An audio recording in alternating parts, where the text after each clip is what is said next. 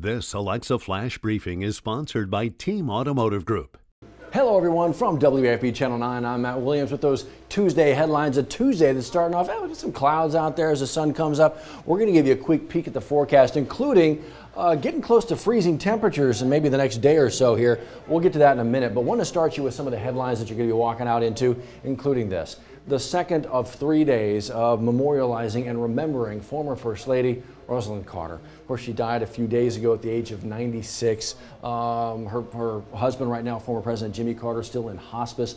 His involvement with these funeral services, kind of a day-to-day thing. But again, this is day 2 of 3. Tomorrow is going to be more of a private event for the family and close friends there, as she is ultimately laid to rest at a church there in Plains, Georgia, that they have been members of for decades now. But yeah, the country remembering the former First Lady, that continues today.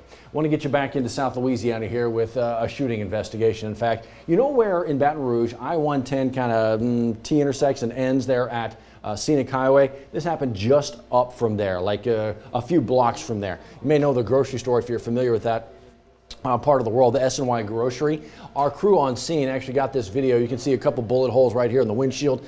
Saw some more in the hood and the door over here. 2 victims shot here, according to officials. We're told they are expected to be okay, but we're also told they don't know who pulled the trigger. 344-STOP if you might be able to help out. And keep that number handy, because folks in Ascension Parish want you to be on the lookout for these 3 folks. They tell us they went into a store in Prairieville along Airline Highway, went in, took about $500 worth of toys, and walked out. Now, they didn't specify which store this was, just saying that these are the folks that they believe did all this. There's video of them kind of walking in and getting a bunch of stuff and then walking out. So if you recognize who these folks might be, Crime Stoppers 344-STOP. And again, keep that number handy. I know we're looking for a lot of folks and a lot of information.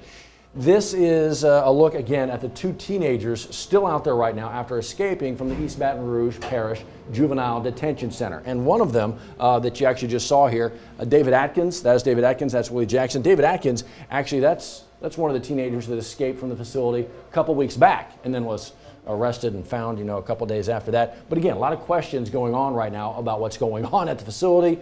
Appears to be some security upgrades in the works, but they need your eyes on the streets right now. Crime Stoppers, if you can help them out. Okay, let's switch gears here. Something to maybe look ahead to, look forward to. Today, LSU men's basketball on the court, big challenge. It's actually the ACC-SEC challenge. They're taking on Syracuse. Both teams coming in with records at 4-2, but are they alike any other ways? Again, this is going to be a big challenge for LSU as they start to really kind of get their season going. They'll be on the court tonight. Speaking of big challenges, my goodness, Southern men's basketball and Southern women's basketball for that matter, their preseason, their pre-conference games, their schedule is ridiculous. All like on the road and among the top teams in the country. For the LSU men, they're doing that again tonight. They've already got a game against the number 2 team in the country, Arizona, in their back pocket. They're taking on Marquette tonight.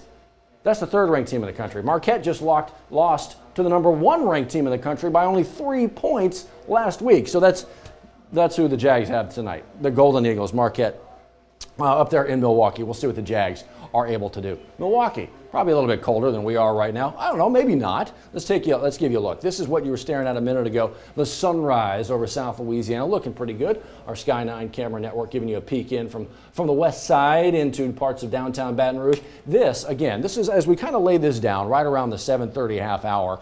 This is what you're seeing. 41 degrees as you're walking out. 38 there in Hammond. Check out Macomb, getting kind of close to that freezing mark. It's at 35. Speaking of freezing, the 10-day forecast could be a light freeze. That means just a number of hours right around that 32-degree mark, depending on where you are in the viewing area tomorrow morning. That's going to get firmed up as today goes on. Just be aware that might be in play a little bit. Very light freeze. Just know that's coming. Enjoy the cool temps. It is November after all, right? See you next time. Sponsored by Team Automotive Group.